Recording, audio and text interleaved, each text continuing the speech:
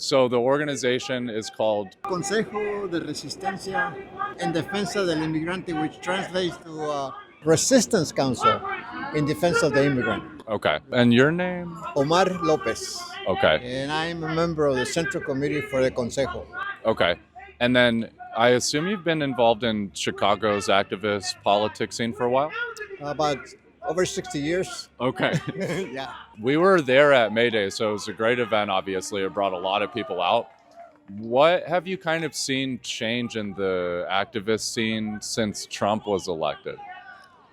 Yes, absolutely. There's a lot more involvement from different sectors of society. Whereas before, you always had the progressive groups, the ones that were always resisting. Now we're getting people from all walks of life. We had postal workers, we had nurses, we had different types of people that have been affected, by the Trump administration. So that's a big difference between this May Day's march and other marches. We're getting a lot more participation from different sectors of the community. Okay. And the key thing that you've been focused on is basically immigration rights. We began organizing the March of May Day based on immigration, but again, we began to get other groups that had other grievances, so we incorporated the different grievances that other people had, but our main focus was immigration. Okay. Now, one of the things we've been noticing is like a deep technology integration into some of the like federal and local law enforcement capabilities. Has your group or like the people that you're advocating for thought about how technology is like affecting some of the government repression and like unlawful detentions and unlawful arrests that we're seeing? Well, we're beginning to see a difference also, in the types of detentions and how they identify people. I think that the use of technology, as I see it right now, it's very selective, and I believe that this is part of Trump's effort to show his base that he's doing the job that he said he was going to do. Because they've been a failure in terms of what they were saying at the beginning, that they were going to be deporting hundreds and thousands of immigrants. That's not happening. He's not doing it. So he goes after the low-hanging fruits, and that is to use technology to identify the ones that they could get to. Yeah, and through some of the different discussions we've had, we've heard about like stale databases, web scraping, false attribution of individuals to like gang organizations that maybe have no criminal record or gang affiliations. Does this kind of fall in line with some of the things that you're seeing and hearing? Well, again, that's how they are. They're making sure that they can illegally begin to detain people. That's the reasoning that they are using. Because if they follow the law, they wouldn't be able to do that. So they begin to use those terminology, those definitions, to go after people. Sure. And I think one of the misconceptions that a lot of the public has is they forget that the laws of the land apply to everyone that lives in this land. So what you're saying is that because the Trump administration had under-delivered on his mass deportation plan, because a lot of it's illegal, that administration has gotten more extreme and maybe more aggressive at breaking the law. Yeah, absolutely. That's exactly what is going on. They're breaking the law. They're not, following the due process for people, for immigrants, and I think it's a sign of desperation on their part. Otherwise, we would be having a lot less deportations as it is now. Sure. Do you guys have like more events planned through the summer? What is the kind of focus and priorities to get through the summer? Yeah, well, we're going to be having a follow-up to the May Day to give a kind of evaluation of what we did. Those marches like the May Day march, they generate political capital. We want to make sure that we use that political capital to develop, first of all, pressure government.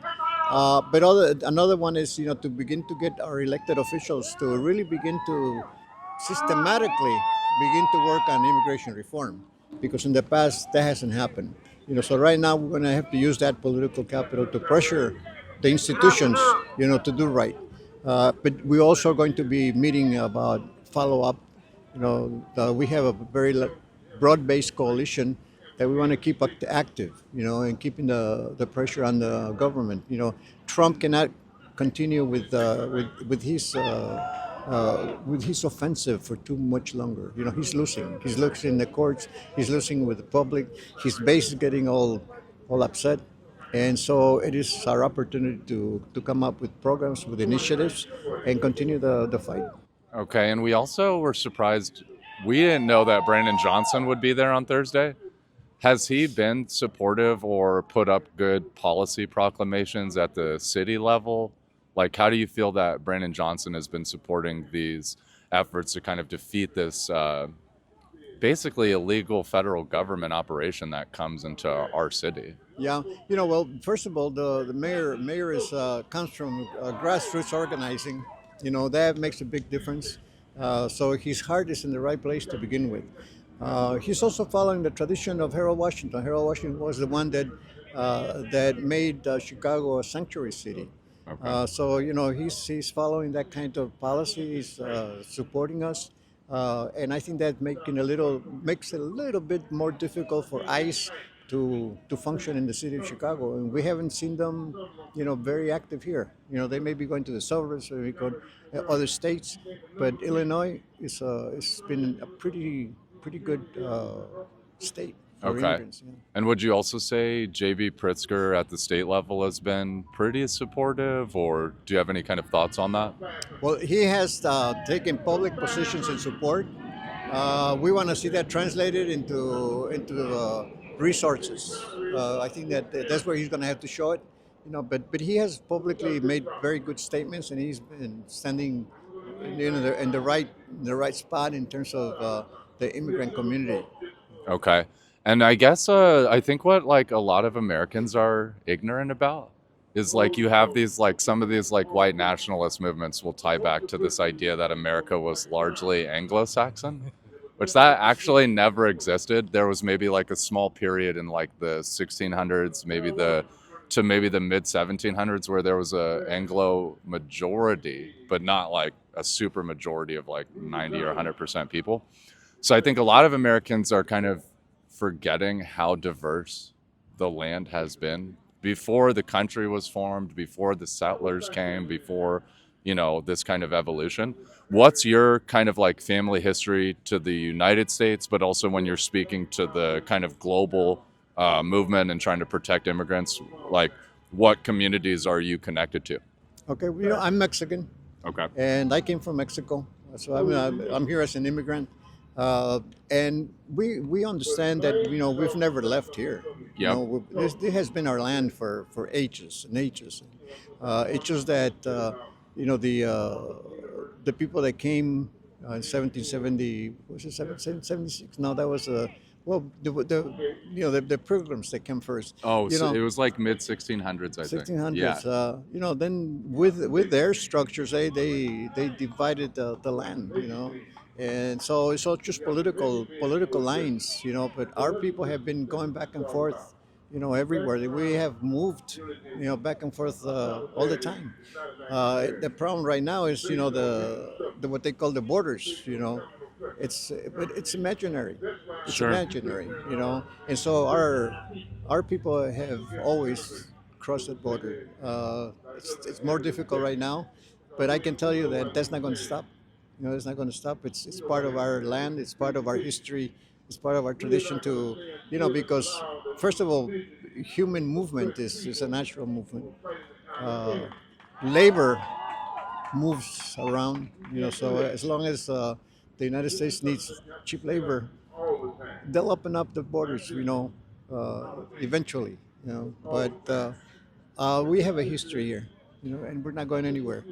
Yeah, I completely agree, and I think the president put an executive order in to make English a national language, which is weird because I think we're like one of the largest Spanish-speaking countries on the planet, or at least very connected to the Spanish-speaking world. Yeah. Did you see that executive order? Well, I heard about it, and it's just very crazy. That just shows how ignorant he is, because all the countries everywhere in the world, they speak more than one language. They speak two, three, four, five languages, and it's to the benefit of that particular nation. He is trying to throw everything back. In education, we made a lot of strides in the United States in terms of bilingual education, multilingual Yeah, education, and he's trying to erase all of that. That's for the benefit of the nation. sure. So when he does that, he's not thinking of the nation. Right. He you can tell by his actions that he's not loyal to the nation. He's being loyal to something beyond that. He's loyal to money. Yeah, He's loyal to money, but he's not loyal to the nation. To the United States. He's dismantling everything the United States has built. I see that. And maybe even loyal to himself and his own personal Oh, interests. he's becoming rich even as we speak. Sure. Last question for you. One of the things that we've noticed with like Trump opposition is kind of maybe a struggle to consolidate or like maybe a sort of lack of focus.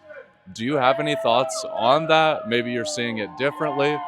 Well, he's throwing everything up for grabs, and what we need to do is we got to take advantage of that. Rather than to fall into his game, we need to use this opportunity to build our own structures, our own institutions. This is the time to do it. So rather than to fall back and even to think about going back to the way it used to be, I think that's wrong. We got to take advantage of the chaos that he has created to create our own institutions and our own initiatives. And hopefully the communities can begin to deal with that. Organize. When he's talking about getting rid of bilingual education, for example, we can't just sit down and expect it. You know, our communities need to build our own schools that will continue with bilingual education, that continue to teach our history, but we can't just sit down and lament that he's doing that. This is a time for us to take control of our communities. Yeah, and one last thing also is like if we go to like Texas, for example, or some of the Southwest states, we do have actual like Mexican American institutions that are like fully integrated into our society, our local and regional governments. So I do think there's quite a bit of gaslighting that happens in the immigration debate, kind of pretending like we don't have these like rich histories of connectedness between Mexico and the United States. Yeah, well, they try to deny history, and they try to convince us that there hasn't been, some precedents. No, but do you look at New Mexico? New Mexico even has what they call the land grants. Those Mexicans in New Mexico, they still feel that that's their land. They're New Mexicans. They're Yeah. not Americans. That's how Same they with see themselves. also some cultures in Los Angeles. I'm from Colorado, so, Okay. so like we have a city called Pueblo, Mhm. but we have a strong Mexican American community all throughout Colorado. But I grew up kind of where it was a norm where we had to learn a little bit of Spanish, and then anytime we were in the community, it was always like one and the same, just maybe different culture. Just part of it. Yeah, I think that we need to incorporate all of the cultures. Yeah, it's just our benefit. It's to our benefit. When people begin to be so exclusive, that's not the way to go. Not in this society. Not the way the world is. We're so interconnected. And that something like including different languages is to the benefit of everyone.